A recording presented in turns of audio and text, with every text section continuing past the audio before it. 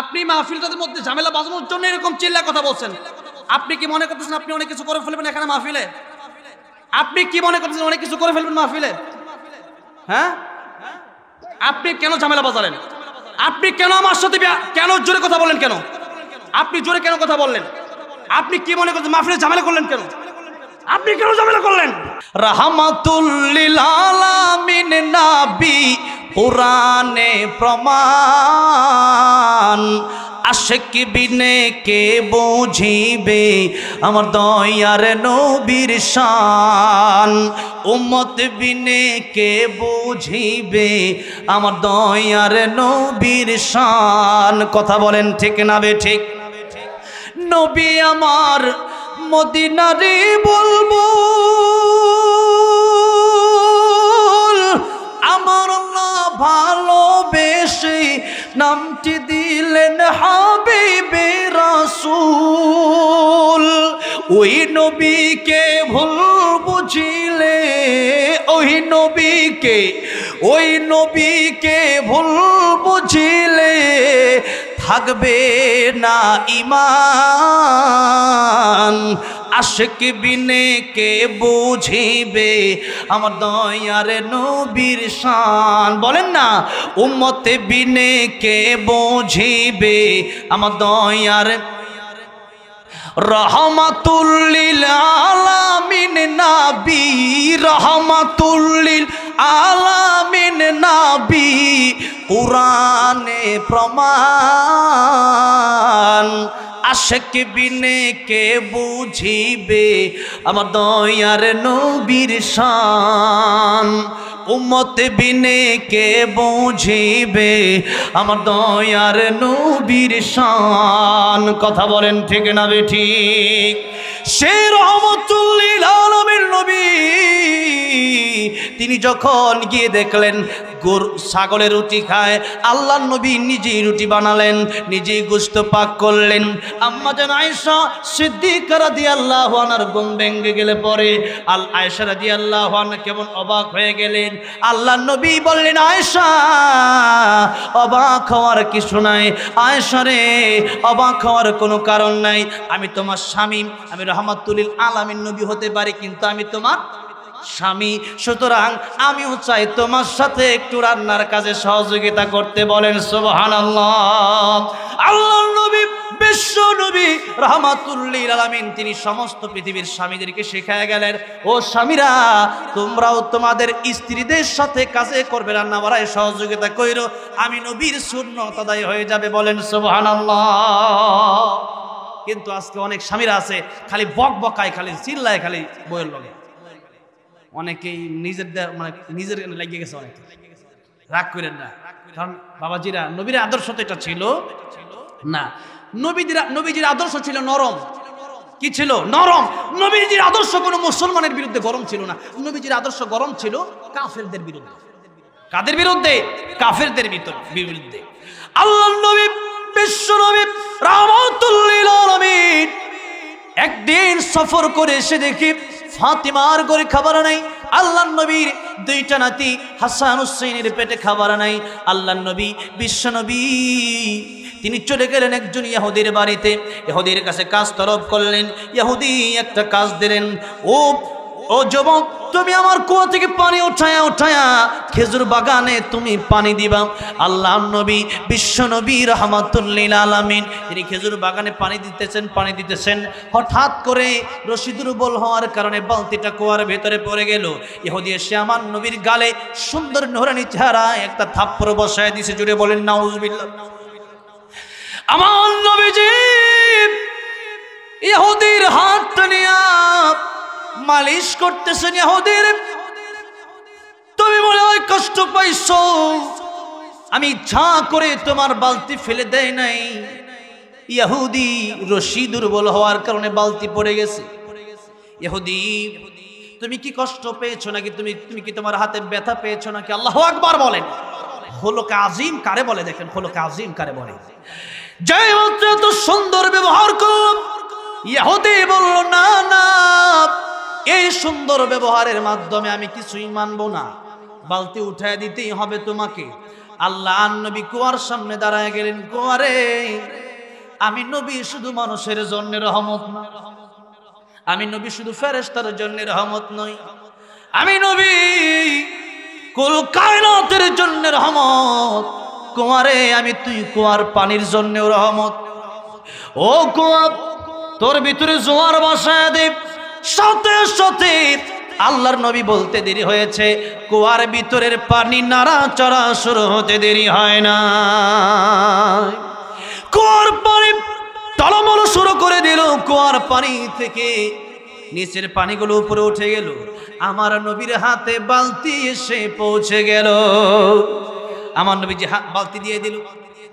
ইহুদি চিন্তা করলো, কারে গালি দিলাম, কারে থাপ্পড় দিলাম, এটা তো সাধারণ মানুষ না। আল্লাহর নবীকে কিছু খেজুর দিয়ে দিল। নবীজি চলে গেলেন। সেই স্ত্রীর কাছে জিজ্ঞাসা করলো, ইহুদি, আমি কারে থাপ্পড় দিলাম? এত সুন্দর চেহারা আমার জীবনে আমি কোনোদিন দেখি নাই। আল্লাহু আকবার। আমার আল্লাহর বন্ধুরে আল্লাহ বানাইছে, সুন্দর করেই বানাইছে। যেমন ছিল তার চরিত্র, তেমন ছিল তার চেহারা।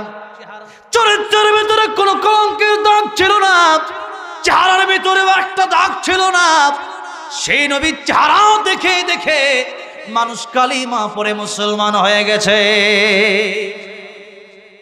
আমার নবী রাহমাতুল্লিল আলামিন নবী। এবার নবীজি চলে গেলেন। ইহুদি বুঝতে পারলো এটা যে আল্লাহর নবী। স্ত্রী বলল, ঠিক আছে, তাড়াতাড়ি তুমি গিয়ে ক্ষমা চাও। ইহুদি বলল, ক্ষমা চাওয়ার আগে আমাকে একটা তরবারি দাও। তরবারি দেওয়া হলে ইহুদির সাথে সাথে যে হাত দিয়ে আল্লাহর নবীর গালে থাপ্পড় দিয়েছিল, সাথে সাথে ওই হাত কেটে ফেলে দিয়েছে। আল্লাহু আকবার বলেন। হাতটা কেটে হাতটা একটা ব্যাগের ভিতরে ঢোকাইয়া আল্লাহ নবী বিশ্ব নবীর দরবারে গেল। আসসালাতু ওয়াসসালামু আলাইকা ইয়া রাসূলুল্লাহ। ওগো নবীজি, আপনার কাছে এসেছি, আমি বুঝতে পারি নাই আপনার আঘাত করে ফেলেছি। ইয়া রাসূলুল্লাহ, আমারে আপনি মাফ করে দেন। নবীজি ঘরে ঢোকার জন্য পারমিশন দিলে পরে আল্লাহ নবী জিজ্ঞাসা করলেন, তোমার হাত কোথায়, যে হাত দিয়ে আমার আঘাত করেছিলে? ইহুদি কাঁদতে কাঁদতে বলতেছে, ইয়া রাসূলুল্লাহ, ইয়া হাবিবাল্লাহ, যে হাত দিয়ে আপনার আঘাত করেছি ওই হাতটা আমি কেটে ফেলে দিয়েছি। আল্লাহর নবী বললেন, হাতের তো দোষ না, দোষ হলো তোমার অন্তরে। দোষ কোথায়? অন্তরে। ইয়া রাসূলুল্লাহ, ইয়া হাবিবাল্লাহ, আপনি কি আমার ক্ষমা করবেন কিনা বলেন। আল্লাহর নবী বললেন, তোমার আমি ক্ষমা করব যদি তুমি পড়তে পারো লা ইলাহা ইল্লাল্লাহ, লা ইলাহা ইল্লাল্লাহ মুহাম্মাদুর রাসূলুল্লাহ। ইহুদি কালেমা পড়ে মুসলমান হয়ে গেলে পরে আল্লাহ নবী বিশ্ব নবী রাহমাতুল্লিল আলামিনের কাছে বললেন, আল্লাহর নবী গো, আমি তো এখন আপনার সাহাবী। বলে, হ্যাঁ আমার সাহাবী। ইয়া রাসূলুল্লাহ, আমার হাতটা যে কাইটা ফলাইছি, আপনি কি জোড়া লাগাই দিতে পারবেন? নবী কয়, হ্যাঁ আমার কাছে সেই মেডিসিনও আছে। আল্লাহু আকবার। নবীজির লালা মুবারকে ছিল পৃথিবীর শ্রেষ্ঠ মেডিসিন। কি ছিল? মেডিসিন। কি ছিল? মেডিসিন। আল্লাহর নবী বিশ্ব নবী রাহমাতুল্লিল আলামিন গারে শহরের ভিতরে যিনি অবস্থান করেছিলেন, মক্কা থেকে মদিনায় যখন হিজরতে যাবেন, আবু বকর সিদ্দিক রাদিয়াল্লাহু আনহুর উপরে আল্লাহ নবী মাথাটা রাখে আরাম ফরমাচ্ছেন। সাপে কামড় দিছে আবু বকর সিদ্দিককে। আবু বকর সিদ্দিকের চোখ বেয়ে বেয়ে পানি আমার নবীজির চেহারা মুবারকে পড়ে গেল। আমার নবীজির ঘুম ভেঙে গেলে পরে আল্লাহর নবী জিজ্ঞাসা করলেন, আবু বকর তুমি কান্দো কেন? বাড়ির কথা মনে পড়ে গেছে বুঝি? আবু বকর সিদ্দিক ডাক দিয়া বলে, ইয়া রাসূলুল্লাহ, ইয়া হাবিবাল্লাহ, আমি আমার বাড়ি থেকে, আমি আমার বাবা থেকে, আমার মা থেকে तमाम পৃথিবীর সবচেয়ে বেশি আপনি নবীকে ভালোবাসি। বলেন সুবহানাল্লাহ। আল্লাহর নবী বলেছেন, লা ইউমিনু আহাদুকুম হাত্তা আকুনা হাব্বা ইলাইহি মিন ওয়ালিদিহি ওয়া ওয়ালাদিহি ওয়ান নাসি আজমাইন। প্রকৃতপক্ষে ঈমানদার ততক্ষণ পর্যন্ত পরিপূর্ণ ঈমানদার হওয়া যাবে না যতক্ষণ পর্যন্ত तमाम পৃথিবীর সব কিছুর চাইতে আল্লাহর নবীকে বেশি ভালো না বাসা হবে। কাকে বেশি ভালোবাসতে হবে? আল্লাহ আল্লাহ রাসূলকে সবচেয়ে বেশি ভালোবাসতে হবে। আমার ভাইরা, আমার মুরব্বি ওজিরা, মাত্র 5 মিনিটের ভিতরেই আমি আমার আলোচনা শেষ করে দেব, একটু ধৈর্যের সাথে বসেন। আল্লাহ বলেছেন দুটি জিনিসের মাধ্যমে চাও, একটা হলো বিসসবর আর একটা হলো সালাত, একটা হলো ধৈর্য আর একটা হলো নামাজ। এটা দুটি আল্লাহর কাছে খুব পছন্দ। এবার আসুন, আল্লাহর নবী যেখানে সাপে কামড় দিল, নবীজি একটু লালা মোবারক লাগায় দিল, সাথে সাথে সাপের বিষ পানি হয়ে গেছে। সাপের বিষ পানি হলো লালাতে তোমার, সাপের বিষ পানি হলো লালাতে তোমার। আবু বকর সুস্থ হলো মুজিজা তোমার, তুমি পেয়ারা খোদার, তুমি হাবিব আল্লাহর। জগতেরই চাঁদ তুমি নবীজি আমার, ইহ পরকালে তুমি মায়ার ভান্ডার, তুমি পেয়ারা খোদার, তুমি হাবিব আল্লাহর। দ্বিখণ্ডিত চাঁদ হলো ইশারায় তোমার, দ্বিখণ্ডিত চাঁদ হলো ইশারায় তোমার। কাফের মুশরিক মুসলিম হলো মুজিজা তোমার, তুমি পেয়ারা খোদার, তুমি হাবিব আল্লাহর। জগতেরই চাঁদ তুমি নবীজি আমার, ইহ পরকালে তুমি মায়ার ভান্ডার, তুমি পেয়ারা খোদার, তুমি হাবিব আল্লাহর। জোরে বলেন মারহাবা।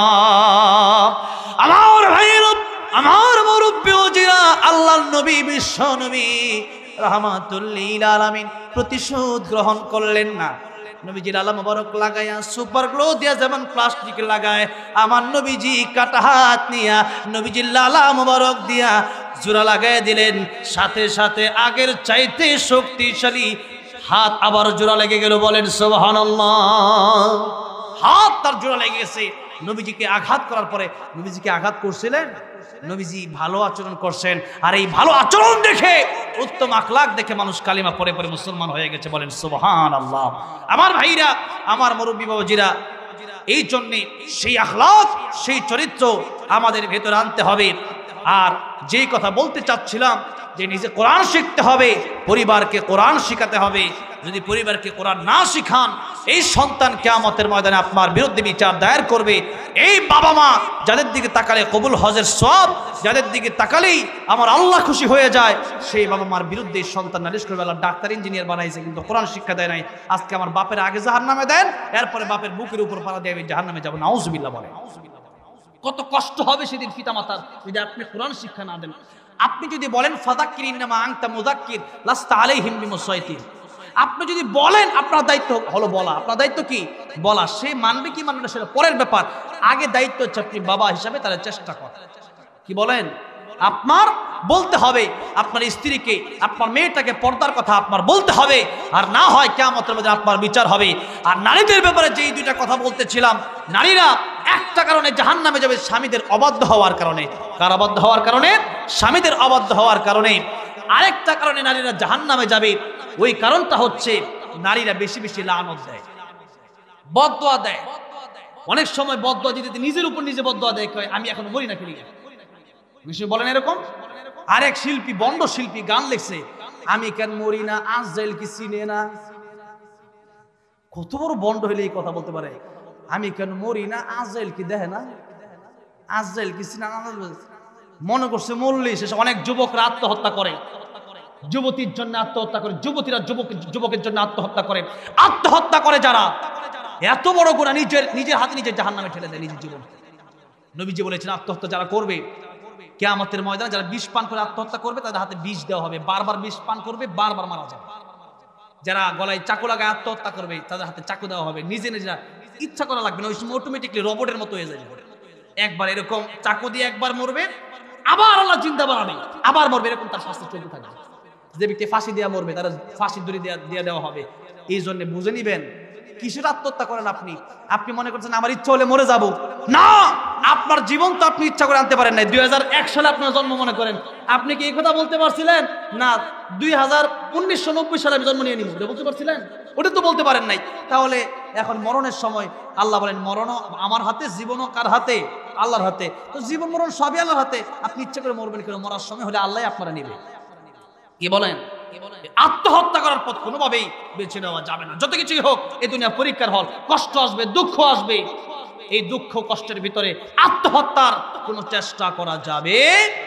প্রেম করছে 2 দিন 3 দিন এক শরীর লোকে, এরা ভালোবাসে না, একা একা আমি মরে যাবো, কি আজীব কারবার। আরে যে শরীরে আমার আল্লাহ বানাইছে ওই আল্লাহর প্রেমে পাগল হও, ঠিক না বে ঠিক? আল্লাহ জান্নাতে মিনিমাম 72টা হুর দিব, যেই হুর দুনিয়াতে একটু থুতু ফেললে দুনিয়ার সমস্ত পানি মেশকে আম্বর হয়ে যেত, সুবহানাল্লাহ। ওইটা দরকার না, এটা দরকার, ওইটা দরকার কি না? দরকার নাই, দরকার আছে দিকে তো আল্লাহ বানাইছে, না দরকার থাকলে তো আল্লাহ বানাইতো, দরকার আছে দিকে আল্লাহ বানাইছে। আমার ভাইরা, আমার মুরব্বী বাজিরা, এই জন্য সেই চিন্তা আমাদের করতে হবে। আজকে আমাদের জীবন, আজকে আমরা যে কথা বলতেছিলাম, আমি মরি না কেন, আমার কি আজরাইল দেখে না, এরকম কথা কোনোভাবেই বলা যাবে না। মরণ আল্লাহর হাতে, আল্লাহর ইচ্ছা যখন হবে আল্লাহ তখনই আপনাকে নেবে। অনেক সময় মহিলারা বলে আমার আল্লাহ নেয় না খেলে গিয়া, ঠাড়া ভরা না খেলে আমার উপরে, নিজের উপরে নিজেই কয়, কত রফলা ঠাড়া ভরাইতে না আল্লাহ।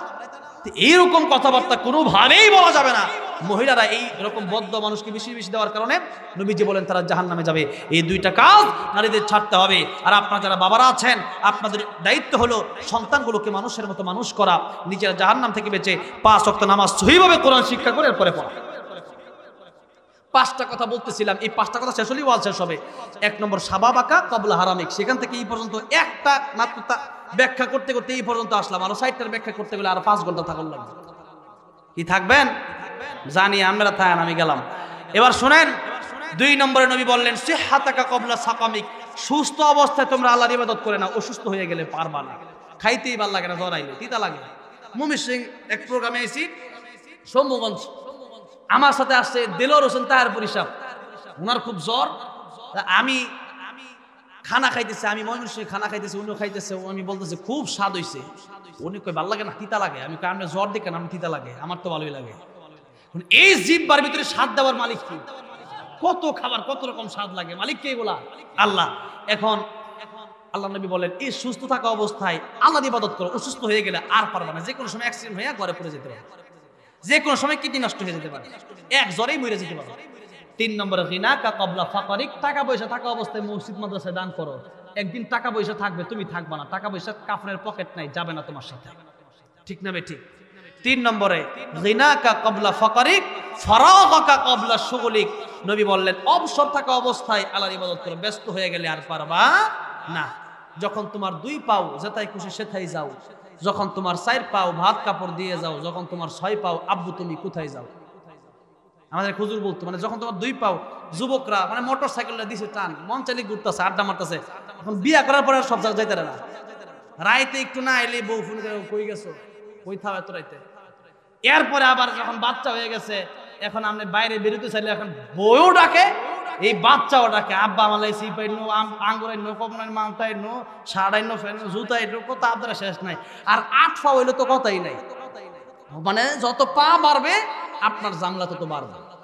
যার যার দায়িত্ব যত বড় তার চিন্তার, তার ব্যস্ততাও তত বড়। যে চেয়ারম্যান তার দায়িত্বটা কম না বেশি। বহু এমপি মন্ত্রীরা আমি দেখছি একসাথে বহু রাত কাটাইছি, বহুত এমপি মন্ত্রীর লগে বই আড্ডা দিয়ে কাটাই দিছি, বহু এমপি মন্ত্রীর লগে। এই এমপি মন্ত্রী করে আমি দেখছি এরা রাইতে ঠিক মতো ঘুমাইতে পারি না, বুঝেন নাই? রাইতে ঠিক মতো ঘুমাইতে পারি না। ব্যারিস্টার সুমন এমপি হচ্ছে সিলেটের, এক হয় যে এমপিও দেখছি আগেই ভালো আসছিলাম, এখন দেখি আরো ঝামেলা।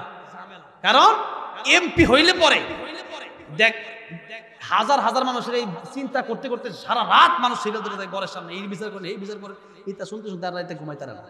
1 ঘন্টা ঘুমাইলে ঘুম হয় না বালা কইরা। আর আলহামদুলিল্লাহ গরিব মানুষ চাহর বত্তা 2টা খাইয়া একটা গন্দি সেশন আছে, ফজরের আজান দিছে উঠছে, ঠিক না বে ঠিক? ট্যাবলেট খাইও ঘুমাইতে না। আমার ভাইরা ঘুমও কিন্তু আল্লাহর নিয়ামত বাবাজিরা।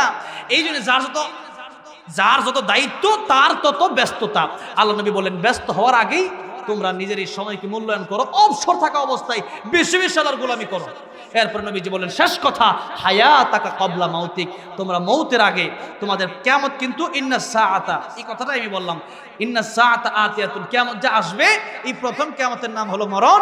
এই মরণের আগে হায়াতাকা কবলা মাউতিক, মরণের আগে জীবন থাকতে বলা হোক, মইরা গেলে আর ভালো হওয়ার সুযোগ নাই, ঠিক না বে ঠিক? এই জন্য আল্লাহ মৃত্যুর আগে আমাদেরকে ইমানের সাথে নেক আমলের সাথে কবর যাওয়ার তৌফিক দান করেন, জোরে বলেন আমিন। মোনাজাত হবে, অনেকে দোয়া চাইছে তাদের মা নাই, অনেকে দোয়া চাইছে যাদের, এটা আপনি আমার, ঠিক আছে? কি বলতেছেন, কে বলতেছেন? প্রশ্ন কে করছেন? প্রশ্নের উত্তর যদি দিতে হয় এটা এক্সট্রা ভাবে আগে বলে নিতে হবে। হ্যাঁ হ্যাঁ বলে নিতে হবে। এখানে আমি প্রশ্নের উত্তর সব জায়গায় সব প্রশ্নের উত্তর দেওয়া যাবে না। এমন কোন প্রশ্ন আপনি তো ঝামেলা বাঁধানোর জন্য প্রশ্ন করেছেন।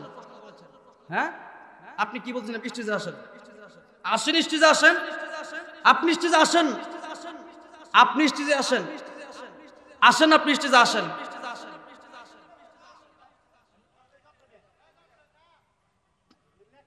কি লেখা আছে? এটা কোরআন হাদিসের কোথায় লেখা আছে এটা বলেন। কোরআন হাদিস ভিত্তিক প্রশ্ন করেছেন আপনি আমাকে। আপনি তো ঝামেলা বাজানোর জন্য এই মাহফিলে আগেই আসছেন। আপনি মাহফিলটার মধ্যে ঝামেলা বাজানোর জন্য এরকম চিল্লা কথা বলছেন। আপনি কি মনে করতেছেন আপনি অনেক কিছু করে ফেলবেন এখানে মাহফিলে? আপনি কি মনে করতেছেন অনেক কিছু করে ফেলবেন মাহফিলে? হ্যাঁ আপনি কেন ঝামেলা বাজালেন? আপনি কেন আমার সাথে কেন জোরে কথা বললেন? কেন আপনি জোরে কেন কথা বললেন? আপনি কি মনে করছেন মাহফিলে ঝামেলা করলেন কেন? আপনি কেন ঝামেলা করলেন? হ্যাঁ আপনি কেন ঝামেলা করলেন? এই মাহফিলে আসার আগে থেকে আপনার ঝামেলা করেছেন। কেন ঝামেলা করলেন বলেন? আসেন আপনি স্টেজে আসেন। আপনি কেন এইভাবে আমার সাথে বেয়াদবিপূর্ণ আচরণ কেন করলেন?